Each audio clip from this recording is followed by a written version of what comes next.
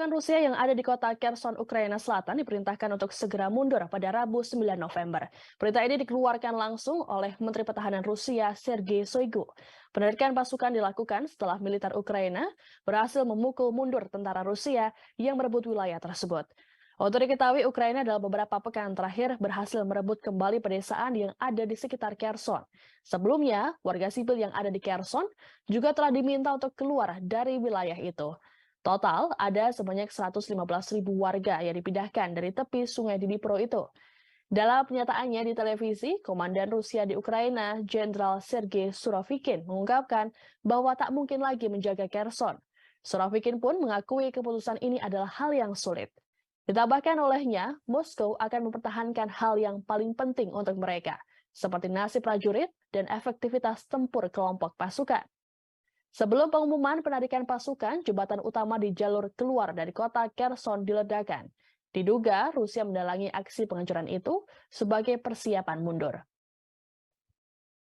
Sekretaris Jenderal NATO Jens Stoltenberg mengatakan Presiden Vladimir Putin salah karena meremehkan keberanian dan komitmen Ukraina berperang serta tekad sekutu NATO untuk memberikan dukungan kepada Kiev. Namun Ukraina menyatakan pihaknya waspada terhadap pengumuman yang dibuat oleh Kremlin itu. Penasihat senior Presiden Ukraina, Mikhailo Podolyak, mengatakan terlalu dini untuk membicarakan penarikan pasukan Rusia dari kota Kherson.